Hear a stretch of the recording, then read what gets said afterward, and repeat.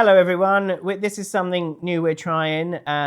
This is going to be called Babbling About. God knows what those other things are going to be called. Yeah, it doesn't matter what they're called. No one's been watching them. This is us sat down, and we are just going to talk about one thing each that we have watched this week, almost like a podcast, I guess, to a degree. So taking it back, anybody that didn't know, we used to do podcasts many moons ago. Also, I want to say we are trying new microphones out. These doing nothing. They're fake. Yeah. We bought new ones. We'll see how they go. I mean, if this doesn't go out, it didn't go well. But if it does go out, it might sound a bit different or weirder. Hopefully it sounds good weird, but we will figure that out as we go along. Hello, Tom from The Edit. I think it's safe to say that these microphones are not as good as our other microphones. So we will be going back to our other microphones. Unfortunately, we only recorded in the crappier audio. Sorry. But these are obviously going to be great for when we sit down. I wonder if we'll get any comments of people going, wow, I didn't know that was what you sounded like. You sound even more like a teenage girl than I thought. Bedtime Babble. So, Christopher, what did you watch this week? I've been watching Game of Thrones again. Again? I've only sort of halfway through the first series. What made you go back? Do you know, I kept seeing clips of it on YouTube, on Shorts, and I was just like, I really do enjoy, like, for all that it really did end not very well, there was lots of little bits in those stories that were really lived up good. to the hype, until... Right until the end. Yeah. And then it just sort of crashed and burned the last sort of few series. Basically, once they started to really outstrip the books.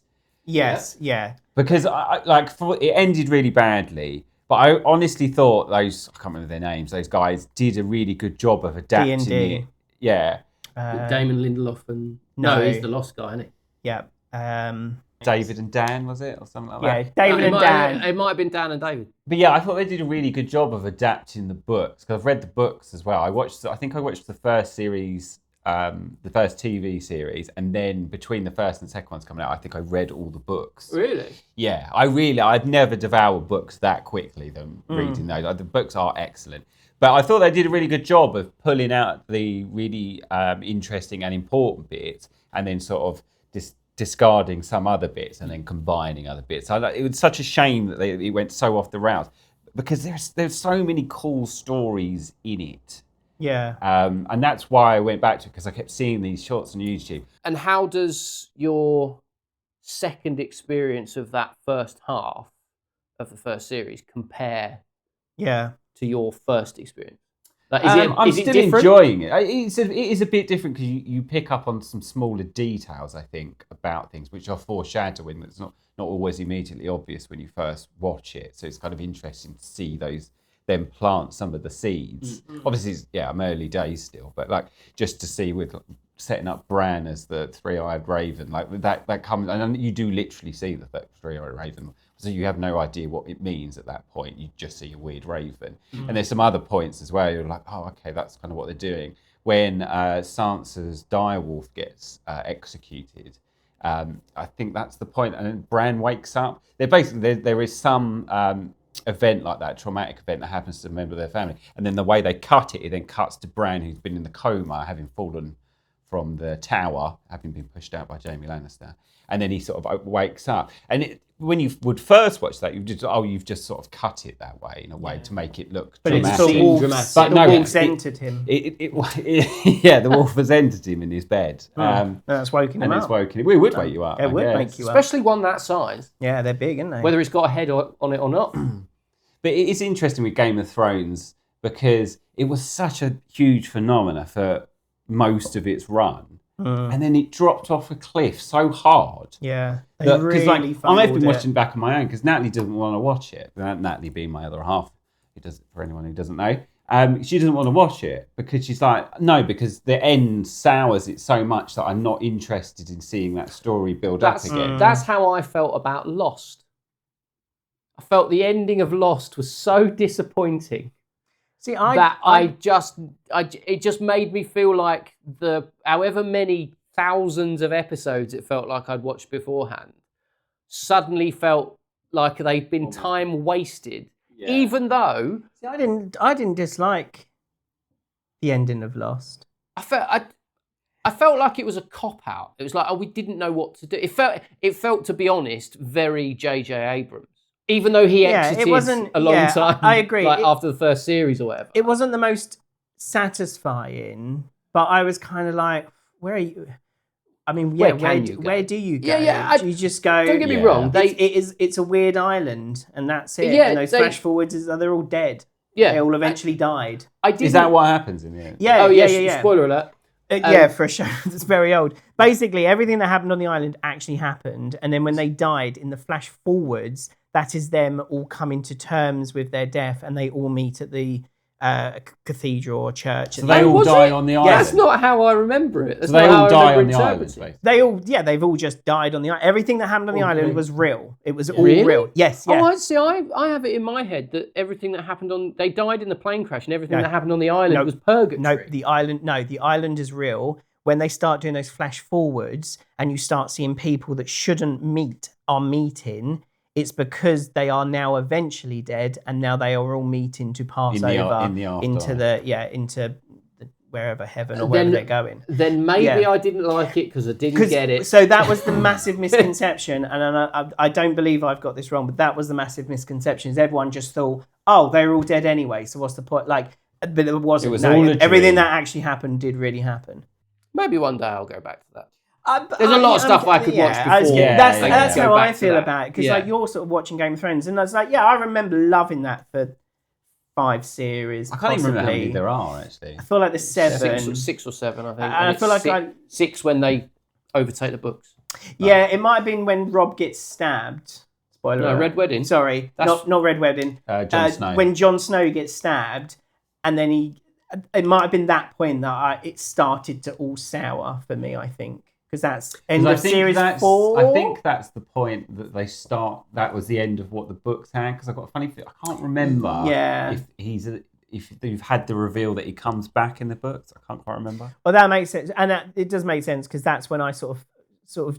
It just didn't have what it had before, and then slowly it started to unravel, and you were like. This is not very how good come anymore. In the first series you can cut off Sean Bean's head? Yeah, and now everyone's got plot kill armor. anyone. Yeah, but yeah, it's a real shame how it really sort of crashed and burned to the point that people just almost don't really talk about it much anymore.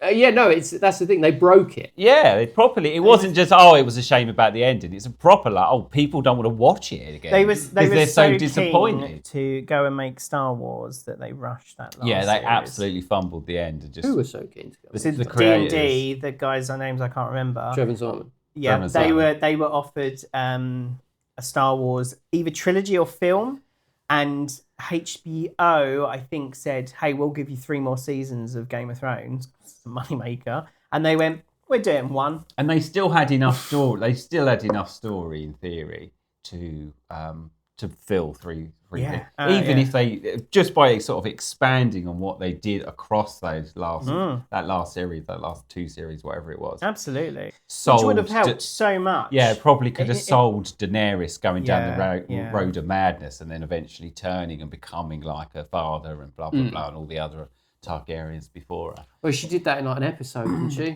They do a bit. They do sow the seeds a bit throughout the series, but it's got a bit of the. I know you're not really fans, but it's got a bit of the Scarlet Witch in Doctor Strange and the Multiverse of Madness. Yeah, kind of. Even though I know that she had the WandaVision series, and I watched that and I enjoyed. I did. Series. I thought it was pretty good actually overall, but that sudden heel turn that you get in Multiverse, it's like I don't feel like this is earned because she's been such a positive force throughout, and then all of a sudden you just throw like one wobble in front of her, and she's just descended completely into madness. That's it. And don't get me wrong, I understand sort of the underlying thing of she's been sent mad because she's lost her family, she's lost her children, and sort of all of that. Children that didn't really exist, which that's what made it more difficult. Yes, I think existing or not, I could get behind the fact that to her they were real.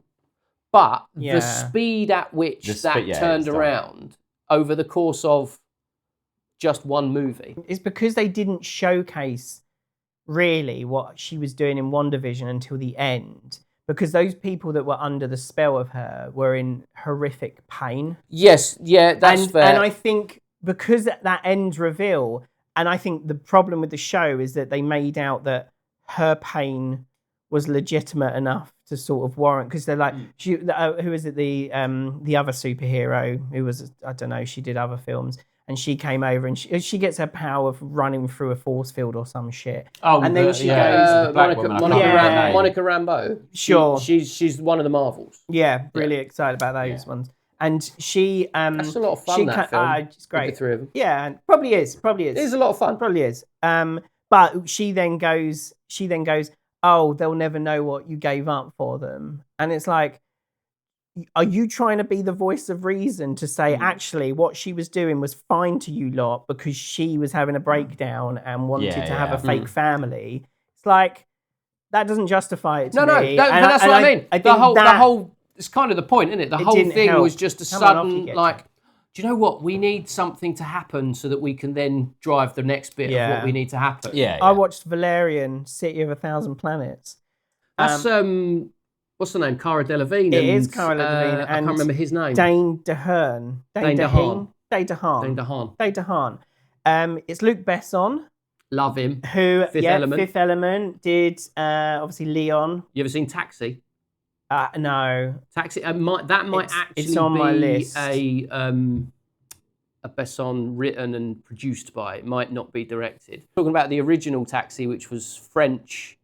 Right. A French movie. Le Taxi. It was Le Taxi. It was remade with Queen Latifah and Jimmy Fallon. Oh, I do know. Really? That. Yeah. Yes, and like it was terrible. The original, I haven't seen it for like 20 years, but I remember absolutely loving it. So I watched Valerian ages ago, right? And I remember going, how is this getting as much sort of hate as it is? It wasn't getting hate, but people weren't loving it. And when I first watched it, it's so full of cool ideas. Like have either of you seen it? I've seen it. No. I couldn't necessarily tell you much about it. So at the beginning, like there's this really cool thing where they go to a market and they're going to go do a heist. And they go to a planet, and when they get there, it's just desert, really, in front with a few like little podiums, maybe here, there, and everywhere. But there's no one there. And then it's an interdimensional or multi-dimensional market, so you have to wear these little glasses over the top so you can see the market in the other universe, right? Right. And they see an outline of you, a bit like VR kind of thing, but it's another world. Yeah. But you can't interact with things unless you have a device that teleports through. So it's like a cube thing that he puts on his like arm, a conduit between the and two. has a gun that goes through the other side. So if he makes himself invisible, all they can see is a gun that pokes out from the box, because that's the only thing that can interact. So he goes to then steal a device using just the gun, because they can't hit him. They can only sort of see a hand. The partner is Cara Delevingne, and she's all right. Yeah. She's really not bad at all. You could see like if this got a sequel, you'd be like, yeah, all right, she could do it. He is not. He's the chap who played Osborn in the Spider-Man. What's his name? Andrew Garfield. Yeah, Spider-Man he's that, and I haven't seen him in those films. Well, I probably have, but I don't remember. Yeah, I think I that's just what remember it is. him looking remarkably young. Yes, and that's kind of his overwhelming feature. It's like, oh, you look young. Yeah, and he's kind of like meant to be a bit of a playboy action guy, and he does feel a bit young, and he doesn't feel as commanding as you want. So when you start seeing all of this stuff, it's like, oh, this is all kind of cool. But then it's just like, you don't really lift the scenes. It doesn't destroy them, but he doesn't lift them. And she's not also lifting everything. She's good, but she's good. She's decent. She's all right. She's doing as much as she can. But she doesn't lift scenes. Yeah. She's so if just you've got capable. two people like that. And they're your leads, and they're meant to be like a love thing between them, and there kind of isn't. It's all right. It's not great. But the world is so... There's some really cool ideas in this universe. And to the point where you're kind of like, it feels like you've created a problem to then make the solution a second later. So there's a bunch of aliens, and they don't necessarily want to hurt people, but they come in with these new guns and they fire like goo over people. And he sees this happening and very quickly puts a little device in his mouth, right? Gets shot, goes under with a goo. And you're like, oh, it's a breathing device. No. The thing opens, a little spider comes out while he's in the cocoon and it cuts the thing that he's in. And when you're like, how many people, this is a new alien race, right? I think they've made those guns themselves. Who came up with that device? Like, what else is that device used for?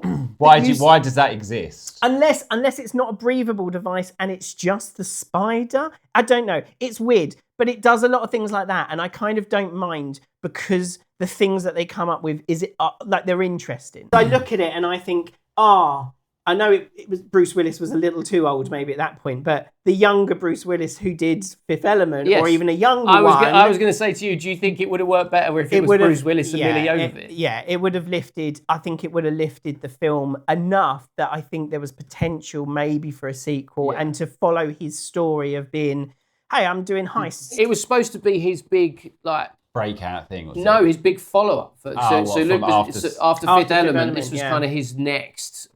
Well, it may not have been his next one. There may have been ones in between, but it's the one I remember as being like, it's Luc Besson's new Fifth Element. Yeah, basically. And it does fall a bit short. Rihanna's in it. She's fine. She was in Battleships. I haven't seen that. With Liam Neeson and is she good Taylor Kitsch. Is she good in it? I mean, no one's good in it. It's a film about a board game. But it's not. It's a film about an alien invasion. Spoiler alert. Yeah, she plays like an alien that can change into things, which means it's not her a lot of the time. Like there's a blue alien that she is, but she does fine. And then she just, I don't care about this spoiler. She then just weirdly dies. Really? Well, she's like this gooey, watery alien, and they all fall down this sewer thing to get away from like the bad guys, and they all land. And Cara Delevingne's like, oh god, and Dan to the hand. He gets up and he's like, oh, I'm all right. And then it's like, oh, and she's like, oh, like this. And she's a bit sarcastic, right? So you're like, oh, and it changes back into Rihanna because she goes, oh, I've got hurt. But it's her like dressed as an Egyptian because she can change. The whole point is she's almost like a sex doll, so she can change into different things. So she's going, oh, I must have got hurt as I fell down. And Cara, I'm sure, sort of rolls her eyes at being like, all right. But then she dies. Oh, she actually just does, that's it. She turns into sand and dies. And he goes, oh, like that. And I'm like, I thought this was a joke. Yeah. I thought you were joking. Still worth a watch. I think it's worth a watch. For those who haven't seen it. I think if you like weird creative sci-fi stuff, there's some fun stuff to take away from it. It's just not going to be your favourite. Yeah. I've just finished season 4 of Only Murders in the Building. Oh, yeah. Have you, either of you? I've watched the 3 series, and I think I got a little bit into the 4th. Yeah. I don't think we watched a couple of episodes. I feel like we got a bit bored by that point. So when it comes to the story, it's fine. The story is fine. It's kind of recycle it. It's recycled because it's Only Murders in the. Are you aware of it? I'm aware of it. I was going to watch it, but then I put on Valerian City of a Thousand Planets. There you go. But the premise basically is in the first series. The premise is there's a they live in the Arconia, which is like a grand old hotel apartment. In New York, apartment complex, and you've got Steve Martin, who is a retired actor that was once on a detective show in like the 80s that he never stops going on about. Love it. And didn't really do much else. No, didn't really do much else, but talks about it like he's an A-list celeb. Love it. You've got Martin Short, who is like a Broadway producer, director, who's never had much success. And fumbled quite hard. Yeah, like a string of failures, but is ever the optimist about... And then you've got Selena Gomez, who lives in one of the apartments, but it's like her aunt's apartment that she just sort of lives in. But they come together over the fact that someone gets murdered in their building. And then it's just kind of They start a podcast. They start a podcast about solving it. Okay. And each episode of the thing is sort of titled as a podcast episode. And it's about sort of what... But that's kind of the premise, and that runs through the 4 series. But as Chris said, it's quite repetitive in terms of... In the second series, someone else gets killed. And then in the 3rd series, someone else gets killed, and then in the 4th series, They move away. someone else gets killed. But The property prices crash because there's been so many murders in this brand old building. They've lost all their equity. It's all gone. But in terms of story, like as I say, kind of it is a bit rinse and repeat.